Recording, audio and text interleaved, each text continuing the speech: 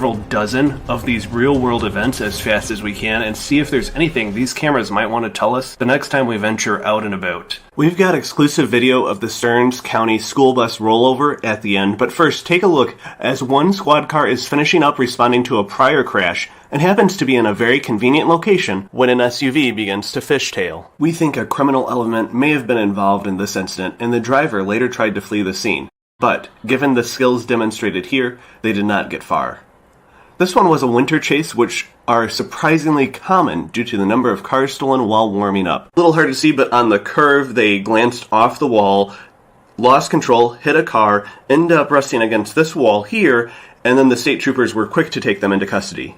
We're going to do 5 crashes in 25 seconds, and in each of these, the driver made a mistake and then crashed and took other cars with them, unfortunately. While we're watching these, it's important to note that by US standards, Minnesota is really a pretty safe state for drivers. We just have a lot of videos because of MnDOT's expansive camera network dedicated to tracking incidents and urgently dispatching first responders. This last video though, the driver that was following behind used hard but controlled straight line braking to narrowly avoid a secondary collision. It's always good to assess damage and take photos for insurance after a crash, but be careful doing it at night on a freeway. Then, one car greatly overcorrecting results in a sharp angle deviation from the lane. And as a reminder, so many of these videos seem to underscore some of the forces involved. Going just a little slower will exponentially reduce the energy involved in an impact. Sliding into a semi is never fun, and they took out a third vehicle after losing control, but the video also demonstrates the care and compassion of Minnesota bystanders. And if you watch it again, it's amazing to see just how quickly the side impact airbags deploy.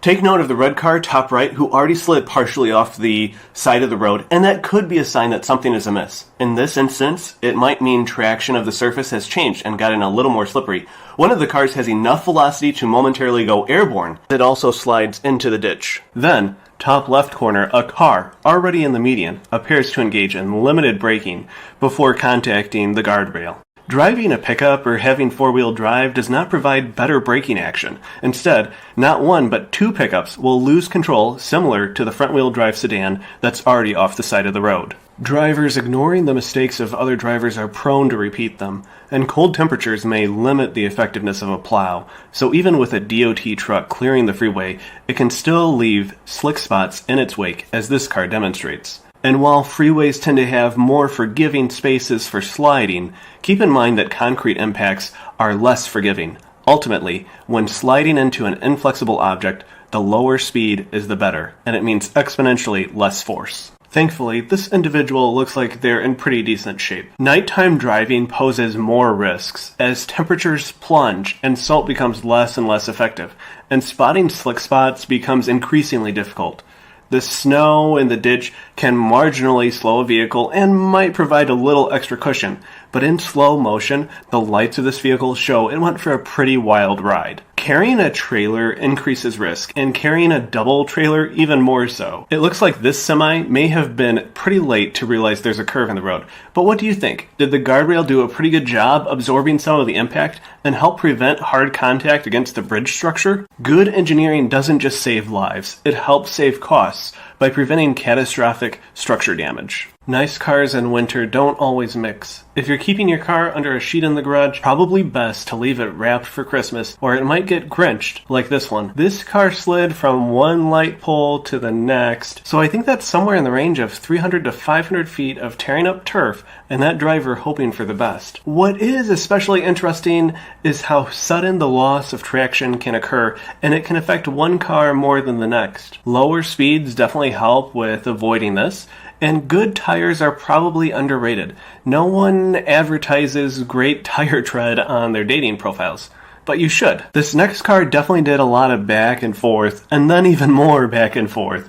But maybe we should give them some credit for having more gentle corrections compared to other drivers in this video. In the end, they still had damage, but it looks like these were glancing impacts, and they were successful at bringing down their speeds a bit before any contact. Unfortunately, it looks like every surface of their car was hit. This pickup looks like they were doing their own thing, and pretty unsettling to be going down a major road like this, going backwards. This car took the exit. Almost looks like they were aiming for the tree while performing performing a full 180, but thankfully avoided the hood hitting the trunk. An overcorrection can make an incident more risky, as the vehicle in this video begins to recover the wheels, in this case now facing hard right, force the car to make an abrupt beeline across all lanes of traffic before knocking down a roadside sign and knocking into a car in the merge lane. Good news, by the time the crash occurred, speeds were pretty low and no injuries of significance. A slight overcorrection to the left. It's hard to see, but there's actually a pretty steep hill there. And now I don't know what to say.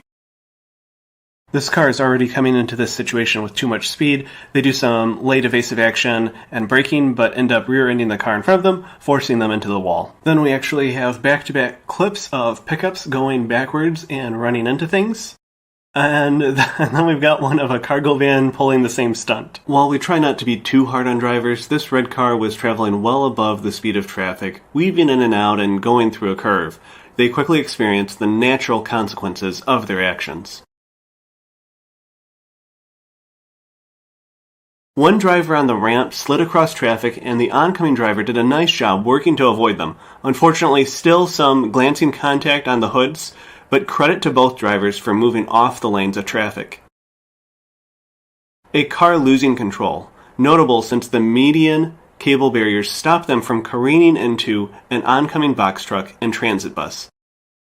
Major roadways with intersections, or arterial roadways, have a high number of conflict points, resulting in increased numbers of crashes, like these. Lowry Tunnel is likely one of the most dangerous highway tunnels in the United States, and this is one of the many crashes we've caught on camera. This crash was a bit of a mystery, but on closer review, it was a deer that caused this incident. We think this driver really did a pretty good job by calmly pulling on the shoulder in slick conditions. The school bus is next, but first, we started this channel because driver crashes were on a dramatic increase post-COVID in the United States. There are many causes, but riskier driver behavior, including speeding, inebriation, and distraction, are some of the more common problems, and some crashes may involve all three. In this instance, the car hit a guardrail which was wrapped around an attenuation device, which absorbed a lot of the impact and allowed that driver to walk away. Then in Stearns County, before the big snowstorms, Stearns County deputies responded to a school bus rollover. Thankfully, no students were on the bus. Only the driver was involved. He was transported for non-serious injuries. The incident may have been related to dense early morning fog. A special thank you to the first responders who had a very busy December. MN Safety is made up of volunteers and not associated with any Department of Transportation. We're committed to using real-world, interesting videos to help reduce crash rates. If you find this stuff interesting, please check out our Lowry Tunnel videos, other snowstorm recaps, or State Trooper dashcam videos.